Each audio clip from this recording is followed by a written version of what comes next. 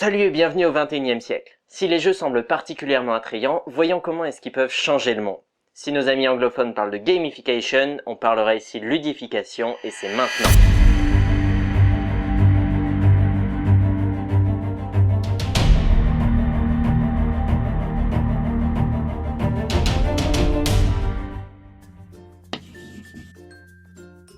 Pour une nouvelle vidéo entre jeux et éducation, je me suis dit que ce serait sympa d'essayer de comprendre la place de la ludification en éducation. On commence par expliquer ce que c'est pour les retardataires. Bien sûr, en bref, l'idée c'est de reprendre certains mécanismes du jeu et les appliquer dans d'autres contextes, notamment pour rendre ceux-ci plus motivants. C'est quoi les mécanismes du jeu? Ce qui fait un jeu, on peut dire qu'il y a 4 trucs. Des objectifs clairs, du feedback, des règles et de la participation volontaire des joueurs. Ça vous parle tout ça? Le feedback, c'est un super moyen pour savoir où on en est par rapport à nos objectifs.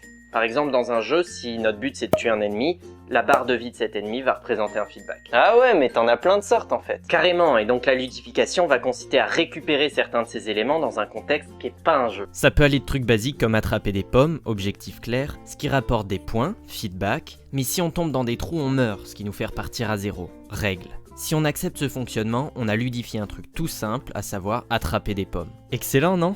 Ce qui est vachement moins cool, c'est que si on remplace les pommes par n'importe quelle marque de nourriture, on a une publicité bien sournoise. Il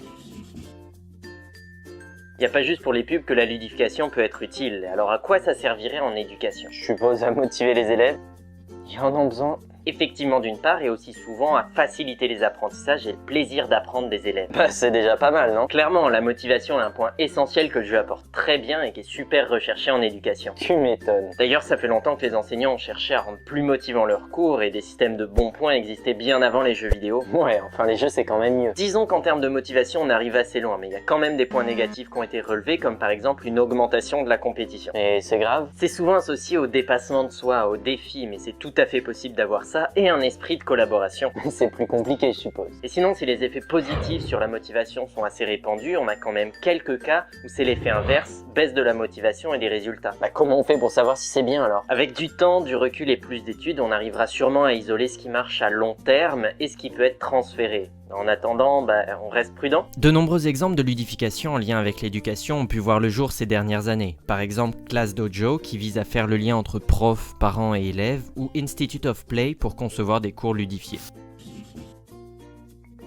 Je vous propose de voir 2 exemples à grande échelle et le premier c'est Classcraft qui connaît un succès assez fou. C'est quoi l'idée? Ludifier la classe elle-même. Pas les contenus mais faire en sorte qu'être à l'école soit vraiment sympa. Bah ils font comment en fait? En plongeant les joueurs dans un monde de fantasy où chacun a sa classe de personnage avec des pouvoirs spécifiques et il y a un système de feedback avec des points d'expérience et une barre de santé. Et les profs utilisent ça comment? L'idée est que les pouvoirs des personnages et le système de récompense peut être paramétré par les enseignants et c'est eux qui vont distribuer les XP aux élèves. Ouais, les profs dirigent quoi. Après, les élèves forment des équipes pour favoriser la collaboration et il y a un système prévu pour que les parents puissent suivre la progression de leurs enfants. Vu le succès de Classcraft, il n'y a aucun doute sur le fait qu'il soit réellement fun. Pour autant, des limites et critiques se présentent. Par exemple, avant modification par l'enseignant, les événements aléatoires ou pouvoirs par défaut comprennent parfois des punitions qui semblent totalement injustes et pas nécessairement pédagogiquement intéressantes. Notamment celui où tous les guerriers de la classe passent leur cours debout, pour n'en citer qu'un. Après, il faudrait des études scientifiques sur le sujet pour savoir l'effet réel de tout ça, mais l'initiative lancée par Classcraft semble quand même intéressante.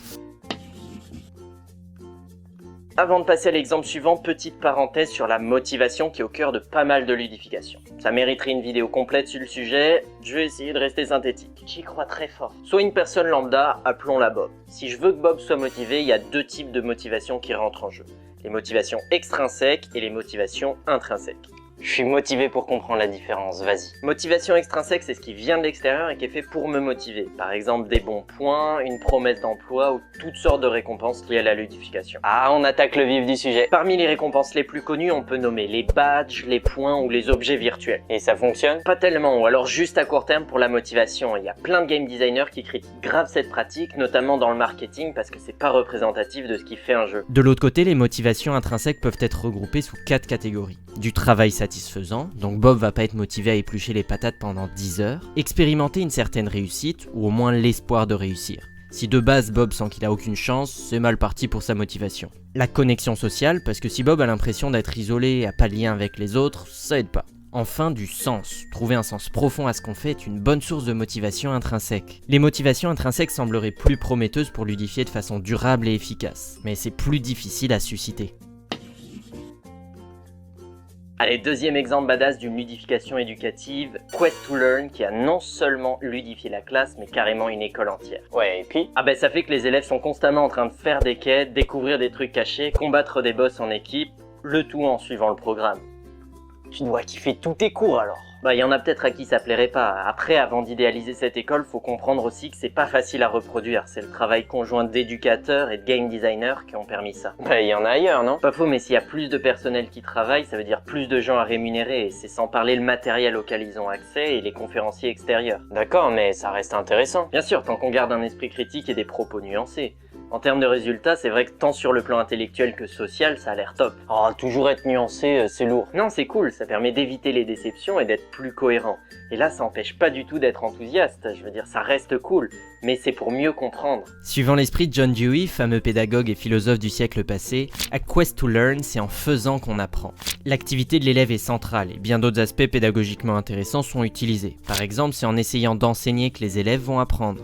Leurs principes comprennent aussi la contribution et la participation de chacun, de nombreux défis dans leur parcours, du feedback immédiat et continu, l'échec n'est qu'une itération et valorisé, de nombreux liens se font entre les compétences, le travail ou les groupes. Les résultats préliminaires d'une étude sur cette école sont semble-t-il positifs sur le développement de la pensée systémique. Mais l'étude semble avoir été faite sans groupe contrôle, donc faudrait des études plus solides pour évaluer ce modèle.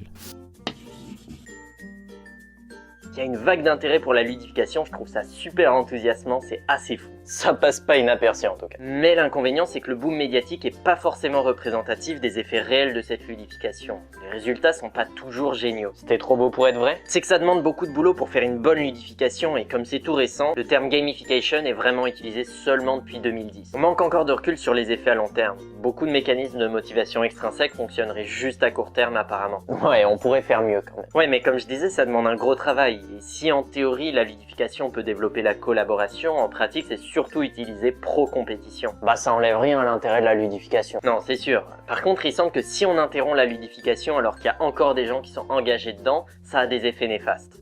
Mais ça craint un peu ça, non? Mais on peut se demander ce qui se passera pour ce qui est pas ludifié. En comparaison avec le reste, ça deviendra tristement ennuyeux. Vivement qu'il ludifie le fait d'aller pisser. Dans les autres grosses critiques, il y a le fait que la ludification fait référence à plein de trucs dont certaines pratiques sont carrément sales. Sale du genre? Dans le marketing, rendre des publicités interactives pour inciter à rester plus longtemps dessus, ou dans le management, donner envie à des employés de faire des tâches aliénantes avec plaisir. Sans tomber dans les extrêmes et s'inquiéter d'un meilleur des mondes à la Huxley où chacun serait asservi grâce au plaisir, faut faire attention. La ludification reste un outil et son utilisation devrait être réfléchie. De nombreuses dérives existent et je vous renvoie au dossier de Hacking Social pour quelques exemples sourcés. Merci à eux d'ailleurs pour ce beau boulot. En résumé, des pistes prometteuses mais un boom médiatique surestimant celles-ci, des applications intéressantes en éducation et ailleurs, mais des dérives inquiétantes. J'aurais juste pu dire ça en fait. Pourquoi je fais des vidéos aussi longues? Je pense qu'il faut garder un esprit critique particulièrement sur le sujet et essayer d'encourager les pratiques sur le long terme.